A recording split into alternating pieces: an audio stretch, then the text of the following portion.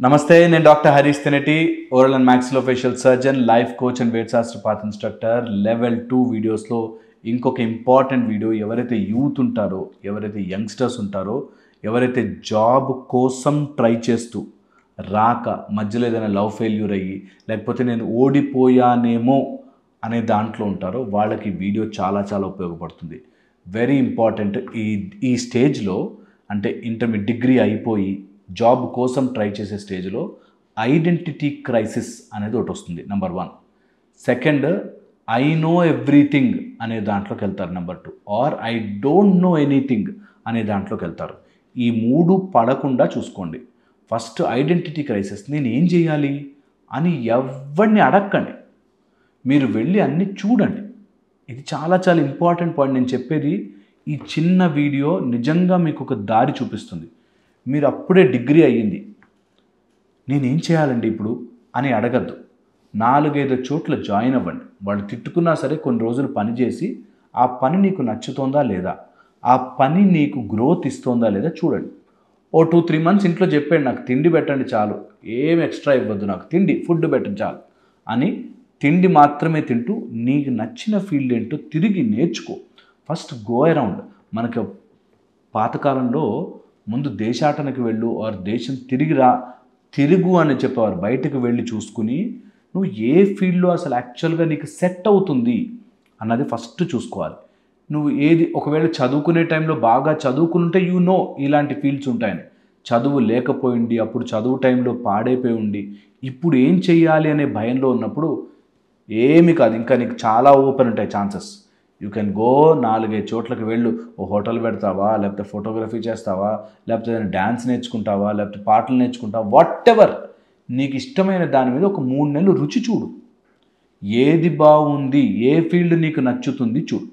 ప్రతి ఫీల్డ్లోనూ నీకు ఓ మంచి ఓ చెడు, కొన్ని ప్రోస్ కొన్ని కాన్స్ ఉంటాయి. ఇందులో జాయిన్ అవుతే నువ్వు నైట్ డ్యూటీలు చేయాలి బాస్, అందులో జాయిన్ అవుతే నీకు అలా ఉంటుంది బాస్.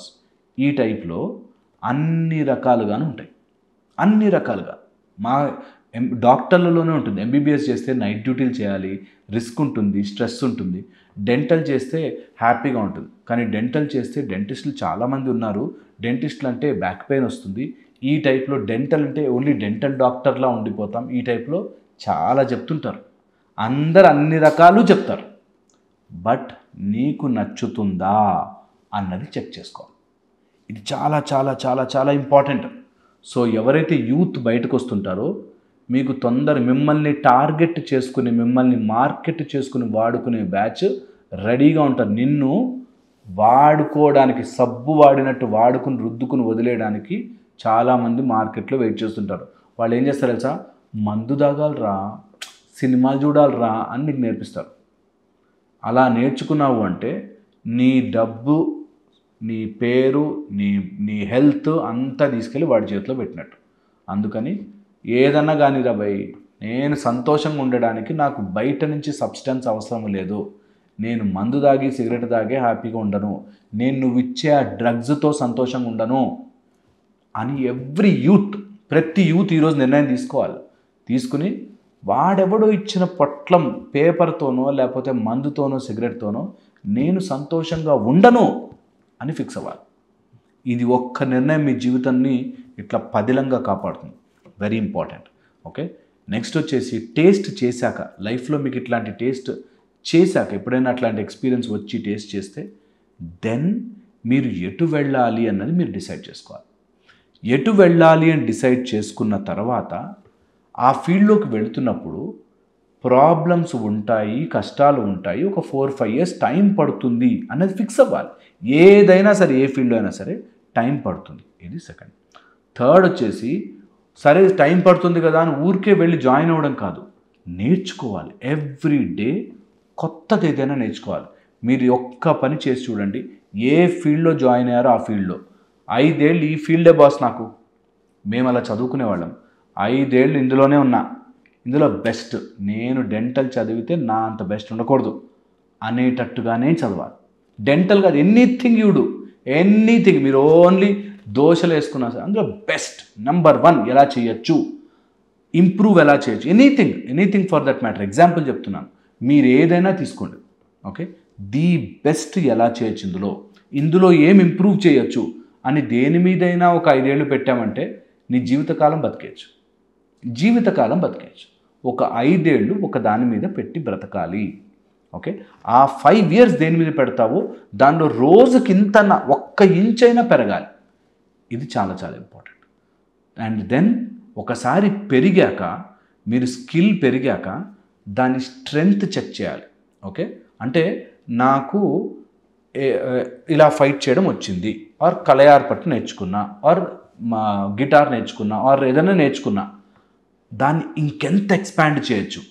కొత్తగా నేర్చుకున్నాం మొత్తం, దాన్ని ఇంకెంత ఎక్స్పాండ్ చేయొచ్చు. ఈ ఎక్స్పాన్షన్లోనే పీపుల్ రావాలి, పబ్లిక్ మేనేజ్మెంట్ రావాలి. ఒక అతను నా దగ్గరికి వచ్చాడు, నాకు చాలా టాలెంట్ ఉందండి, కానీ వాడెవడో పాలిటిక్స్ చేశాడు, వీడోడు. పీపుల్ మేనేజ్మెంట్ కూడా రావాలి, అదే టాలెంట్. పబ్లిక్ మేనేజ్మెంట్ కూడా రావాలి, అదే టాలెంట్.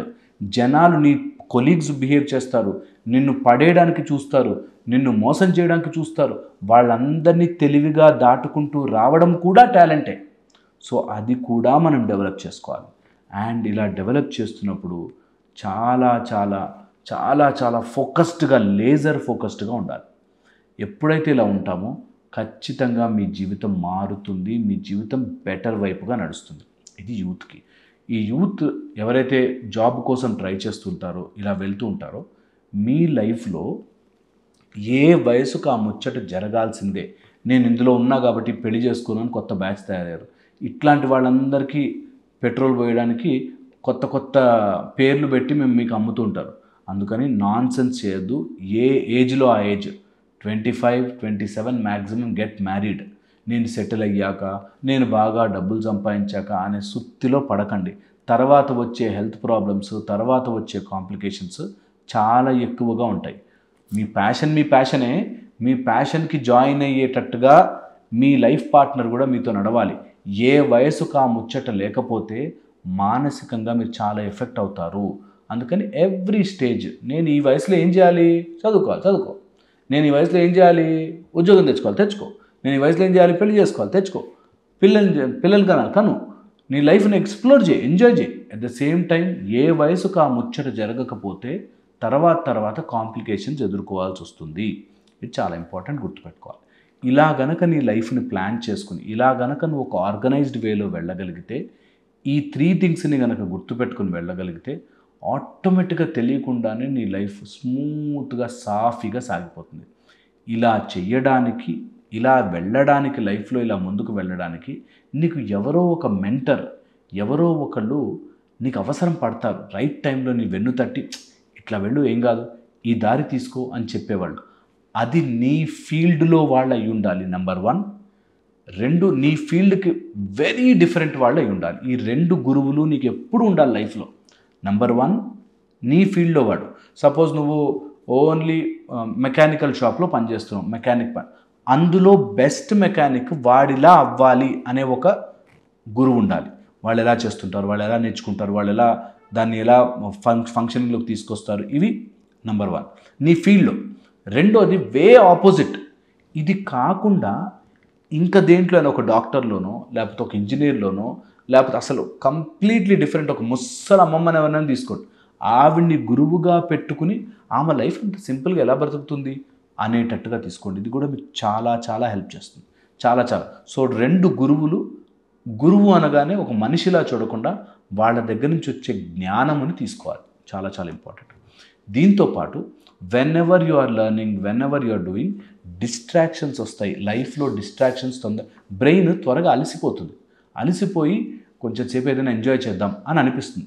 ఎంజాయ్ చేయడం చాలా ముఖ్యము, కానీ ఎంజాయ్మెంట్ ఎప్పుడు ఎడిక్షన్ కాకూడదు. సో ఎంజాయ్ చేయాలి, కొంచెం అట్లా వెళ్ళి మళ్ళీ వెనక్కి రావాలి, అదే లైఫ్. ఎప్పుడు ఎంజాయ్మెంటే లేకుండా అలా మొద్దుగా ఉండమని కూడా కాదు. ఎంజాయ్ అంటే బయట సబ్స్టెన్స్ కానే కాదు. ఎంజాయ్ అంటే మీరు ఆనందంగా, ఆహ్లాదంగా ఉంటూ చేయగలిగింది ఏదైనా సరే ఎంజాయ్మెంటే.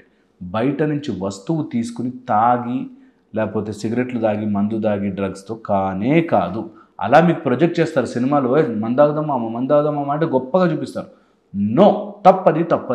ఓకే, ఎందుకంటే తొందరగా అది జారుడు బండ, తొందరగా జారి పడతారు కిందకి. సో ఇది బాగా డెఫినెట్లీ గుర్తుపెట్టుకోవాల్సిన విషయం. ఇలా గనక మీరు మిమ్మల్ని మీరు కాన్సెప్చువల్గా అర్థం చేసుకుంటే life will be easier for you. ఇది గుర్తుపెట్టుకోండి. సో ఈ ఫస్ట్ పాయింట్ అయిపోయాక second point, I know everything అనే మైండ్ సెట్లోకి వెళ్తారు. యూత్లో కొంచెం ఎవరికైనా సక్సెస్ రాగానే, లేకపోతే వాళ్ళకి ఏదో పరిచయాలు పెరగగానే, నాకు అన్నీ తెలుసు, ఈ ఫీల్డే కరెక్ట్, ఈ ఫీల్డే నాకు, ఇదే నా లైఫ్ అనేటట్టుగా దిగుతారు. ఐ నో ఎవ్రీథింగ్ అనే mind set, which is wrong.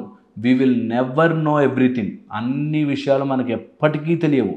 Okay, అందుకని నాకే అన్నీ తెలుసు అనే స్టేజ్ వస్తుంది, ప్రతి యూత్కి వస్తుంది. ఇప్పుడు ముసలోళ్ళు ఉంటారుగా, వాళ్ళని కూడా అడగండి, నేను 20s 30sలో నాకే అన్నీ తెలుసు అని చెప్పి ఇన్వెస్ట్ చేశారా అని చెప్తారు మీకు. సో ఐ నో ఎవ్రీథింగ్ అనే మూడ్లోకి వెళ్ళకూడదు. Every youth, every one who is 20 to 30 నాకన్నీ తెలిసిపోయి, నాకన్నీ వచ్చు, నా తెలివి ముందు నువ్వెంత అనేటట్టుగా వెళ్ళకండి. ఎందుకంటే అట్లాగే కింద పడతారు. So don't do that. దాంతోపాటు third the most important point, I don't know anything, నాకేం తెలియదండి, నేను ఎట్లా బ్రతకాలో తెలియట్లేదు, నాకు ఎవరైనా హెల్ప్ చేస్తే బాగుండు కూడా తప్పే. అలా కూడా ఉండదు. నీకు తెలుసు, ఇంకా నేర్చుకోవాలి. ఈ రెండింటిని కనుక మనం అవగాహన చేసుకోగలిగితే, కరెక్ట్గా ఆ బ్యాలెన్స్ తీసుకురాగలిగితే, మీ యూత్ స్టేజ్ నుంచి మీరు నోవేర్ నుంచి ఎవ్రీవేర్ మీరే అయిపోయేటట్టుగా మారిపోతారు. సో ఇది బాగా గుర్తుపెట్టుకోవాలి. ఇది కంపల్సరీగా ఎవ్రీ యూత్ ఫాలో అవ్వాలి. ఈ 3 థింగ్స్ గుర్తుపెట్టుకుని ఐ నో ఎవ్రీథింగ్ అనే యాటిట్యూడ్ రాకూడదు, ఐ డోంట్ నో ఎనీథింగ్ అనే డిప్రెషన్ రాకూడదు. రెండింటిని సమానంగా తీసుకెళ్తూ మీకున్న ఫీల్డ్లో ఒక మంచి గురువుని తీసుకుని ఆయన్ని ఫాలో అవుతూ ముందుకెళ్ళిపోవాలి, ఆవిడ్ని ఫాలో అవుతూ ముందుకెళ్ళిపోవాలి. And life will be easier and better. నేను చెప్పింది ఆలోచిస్తాను అనుకుంటున్నాను. అండ్ మళ్ళీ ఇంకో వీడియోలో కలుస్తాను. Thank you so much.